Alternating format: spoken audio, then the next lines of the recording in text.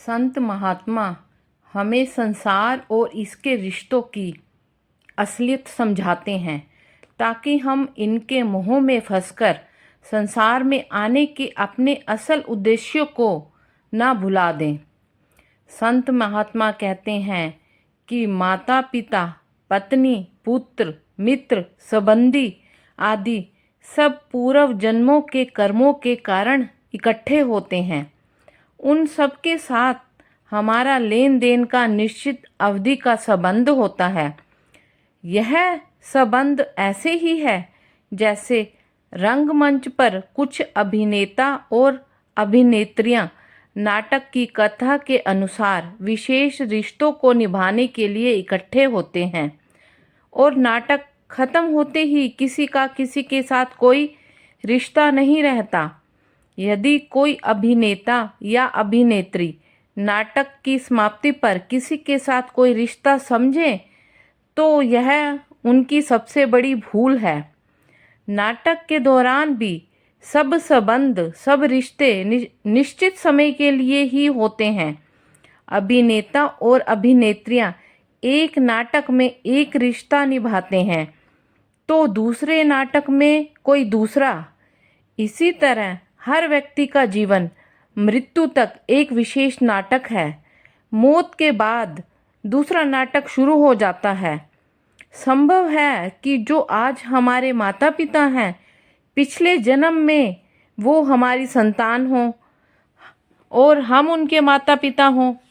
संतों महात्माओं ने समझाने का प्रयत्न किया है कि जीवन को एक नाटक समझो। नाटक के पात्र पूरी लगन से अपने रिश्ते निभाते हैं लेकिन किसी के मोह में नहीं फंसते। संत महात्मा समझाते हैं, संसार में लेन देन के सब फर्ज भी पूरे करो। रिश्तेदार संबंधियों के प्रति अपनी सब जिम्मेवारियां भी पूरी करो, लेकिन इन संबंधों को सच्चा, पक्का और स्थायी मत समझो। सच्चा संबंधी वह है जो सदा हमारा रहे और बिना निजी स्वार्थ के हर संकट में हमारी सहायता करे। दुनिया के अधिकतर रिश्तेदार जीते जी मुंह मोड़ लेते हैं। दुख और संकट की घड़ी में कोई विरला मित्र ही हमारा साथ देता है। हमारे लिए सबसे बड़ा संकट तब आएगा जब हमसे हमारे कर्मों का हिसाब मांगा जाएगा। उस वक्त सतगुरु के सिवाय कोई दूसरा हमारी सहायता नहीं कर सकता। इसलिए संत महात्मा समझाते हैं कि सतगुरु को ही अपना सच्चा मित्र बनाओ, जो बिना किसी निजी स्वार्थ के हमारे सच्चे हित को मुख्य रखकर बड़े से बड़े संकट में भी हमारा साथ नहीं छोड़ते। इसलिए सबसे बड़ा संबंधी हमारा मित्र प्रभु है। आगे समझाते हैं कि गुरु नानक जी कहते हैं कि संत सतगुरु के अलावा अंत समय कोई किसी के साथ नहीं जा सकता। यह दुनिया की सबसे बड़ी सच्चाई है। बाकी जिनको भी हम अपना समझते हैं उनके साथ हमारा शमशान भूमि तक का ही संबंध है, लेकिन सतगुरु और प्रभु के साथ हमारा धूर धाम तक का रिश्ता है। इस दृष्टि से संतों महात्माओं ने प्रभु और सतगुरु को सच्चे रिश्तेदार कहा है और बाकी सब रिश्तेदारों को झूठे रिश्तेदार कहा है। संत महात्मा रिश्तेदारों और संबंधियों के त्याग का उपदेश नहीं देते। संत महात्मा यह नहीं कहते कि तुम अपने रिश्तेदारों को छोड़ दो। वो कहते हैं कि इनके झूठे मोह के त्याग का उपदेश देते हैं ताकि इनके साथ रिश्ता रखो पर इतना ज़्यादा इनके मोह में नहीं पड़ो, अर्थात बहुत ज़्यादा मोह मत रखो। वे कहते हैं कि इन रिश्तेदारों में रहो लेकिन इनके ही ना बने रहो। अपनी जिम्मेदारियां प्रेम पूर्वक और दृढ़ता से पूरी करो, लेकिन अपना जो ध्यान है सदा अपने सच्चे रिश्तेदार उस प्रभु सतगुरु और नाम की तरफ रखो और मेडिटेशन करो। गुरु नानक देव जी कहते हैं, तुम्हारा सच्चा रिश्तेदार नाम है, शब्द है। जितना हो सके नाम जपो।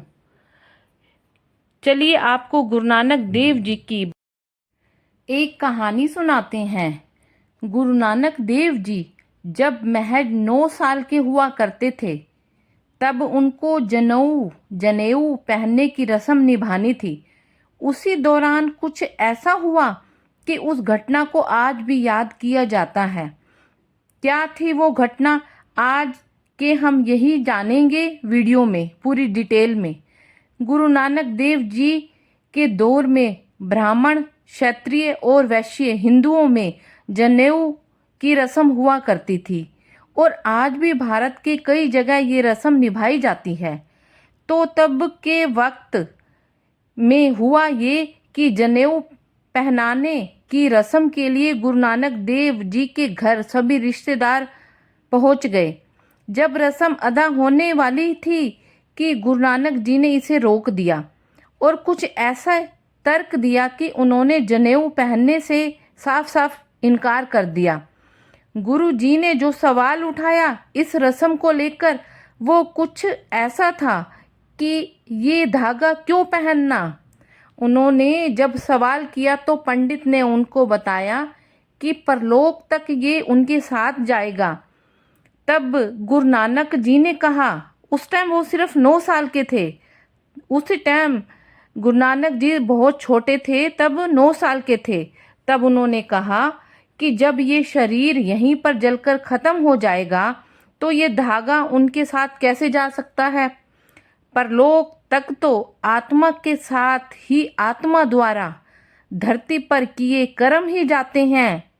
धरती पर किए हुए कर्म ही साथ जाते हैं। गुरु साहिब ने यह सवाल किया कि उनकी बहन बेबे नानकी और उनकी माँ तृप्ता देवी जी ने इसे क्यों नहीं पहना, मतलब ये जनेऊ उनको क्यों नहीं पहनाया।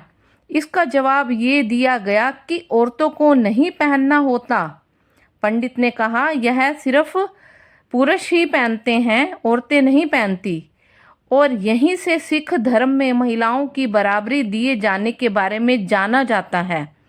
सिख धर्म में अमृत धारण करने की एक रस्म जरूर होती है, या फिर सिखों में पूजा पाठ करने की प्रथा है, लेकिन महिलाओं से भेदभाव सिखों में नहीं किया जाता। महिलाओं को सिख गुरुओं ने बराबर माना है। ऐसे ही उन्होंने सूर्य को जल देने की रस्म का भी खुलकर विरोध किया था। यह मैं अपनी पिछली वीडियो में भी बता चुकी हूँ। गुरु साहब ने किया कि जब लोग चढ़ते सूर्य को जल दे रहे थे, उसी वक्त गुरु जी ने उल्टी दिशा में जल देने लगे, जिस पर लोग उन पर हंसने लगे। गुरु जी ने कहा कि अगर आपका जल सूरज तक पहुंच सकता है तो खेतों तक मेरा जल क्यों नहीं पहुंच सकता। ऐसे कई आडंबरों पर गुरु जी ने सख्त तरीके से चोट किया और लोगों को समझाया कि श्राद्ध के वक्त जो भोजन और कपड़ा दिया जाता है, क्या वह उनके बुजुर्गों तक पहुंच पाता है। ऐसे ही कई आडंबरों के बारे में गुरु नानक देव जी ने बताया है। गुरु नानक देव जी कहते हैं, ईश्वर एक है और जो लोग ईश्वर की भक्ति करते हैं उनको किसी चीज का डर नहीं होता और ईश्वर हर जगह मौजूद है। सभी स्त्री पुरुष एक समान हैं। मेहनत और ईमानदारी की कमाई में से ज़रूरतमंद को भी कुछ देना चाहिए। और दोस्तों, गुरु नानक और संतों महात्माओं के विचार कैसे लगे, प्लीज़ कमेंट करके ज़रूर बताएं। और अगर आपको गुरु नानक देव जी अच्छे लगते हैं तो कमेंट में वाहे गुरु ज़रूर लिखें। और अगर आपने अभी तक मेरे चैनल को सब्सक्राइब नहीं किया तो प्लीज़ मेरे चैनल को सब्सक्राइब और वीडियो को लाइक अवश्य करें और यह वीडियो अपने दोस्तों में शेयर अवश्य करें ताकि वह भी गुरु नानक के बारे में जान सकें।